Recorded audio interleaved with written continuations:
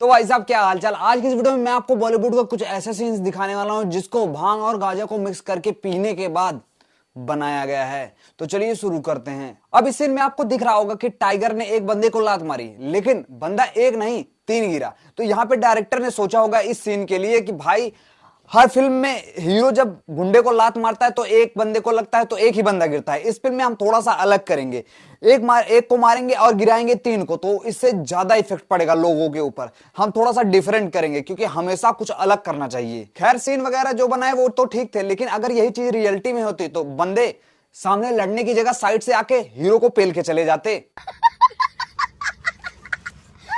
भाई साहब आप सबने ये धूम का सीन बहुत ही बार देखा होगा। इस सीन में क्या होता है कि ऋतिक बुड्ढे के रूप में खड़े होते हैं और यहाँ पे पुलिस वाले जब उनके सामने आते तो मस्त एटीट्यूड में आदमी खड़ा होता है। अब भाई साहब पैंट से पता नहीं क्या रिलीज करते हैं जिससे कारण ढक्कन गल जाता है और वो गटर के अंदर चले जाते हैं। यहां तक तो सब ठीक था, लेकिन मुझे भैया ये बताओ कि गटर के अंदर से इतना ज्यादा प्रेशर आ कहां से रहा है? क्योंकि गटर का पानी तो वैसे बहता है, या जो गटर है गटर के अंदर गंदा पानी जाता है। यहां पे तो एकदम साफ साफ पानी दिखाया जा रहा है।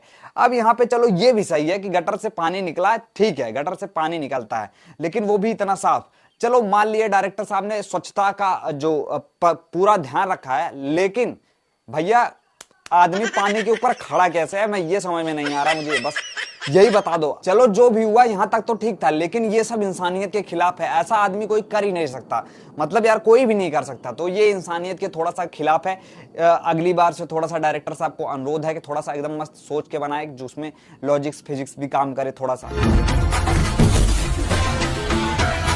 देखो इस सीन में जो हुआ उसका कुछ फर्क नहीं पड़ता। अगर यही चीज कोई असलियत में करने की सोचे तो पैर के लौड़े लग जाएंगे और गाड़ी को रत्ती भर भी खरोच नहीं आएगी। हो सकता है पैर टूटने के बाद बैसाखी के सहारे भीख मांगना पड़ जाए।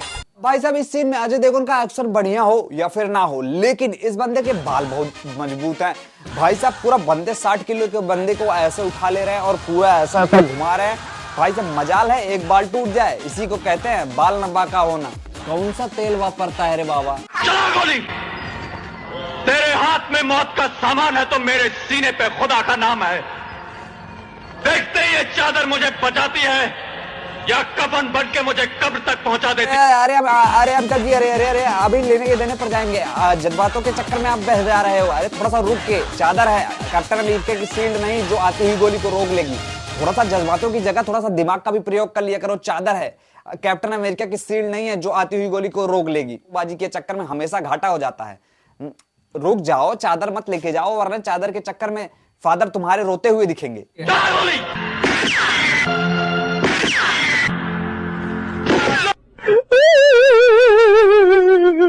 इतनी देर से बोल रहा हूं कि डायलॉग बाजी मत पेलो, नहीं पेल के चला जाएगा तो फिर हॉस्पिटल के बिल भरते रहोगे।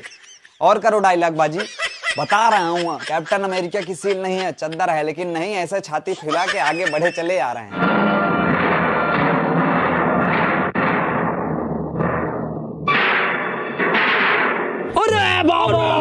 अब भाई साहब इस सीन को जब मैंने देखा था ना तो मुझे लगा था कि ये आदमी आएगा सरिये लेके अजय देवगन को कूट वूट देगा, मस्त सीन चलेगा आगे। लेकिन भाई साहब यहाँ तो सरिये को टेढ़ा करने से लेकर सीधा करने का पूरा प्रोग्राम चल रहा है। एक ने सीधा किया, ठीक है, तो दूसरे ने टेढ़ा किया, यही चल रहा है। मैं तो सोच रहा हूं कि इस सीन को बनाने से पहले यही था कि इतनी मेहनत जो करवाई डायरेक्टर साहब ने, डायरेक्ट आरी लेते, मस्त सरिये को काट देते, झंझट ही खत्म।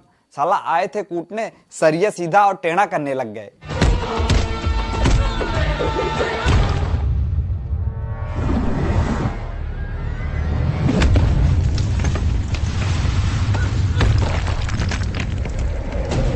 अब इस सीन में संजय दत्त ने गुंडे को पीट पीट कर कुत्ता बना ही दिया था और वो जाके दूर भी खड़ा था, लेकिन नहीं, इनको तो लात मार के जो है वो चद्दर की तरह जमीन को हिलाना था।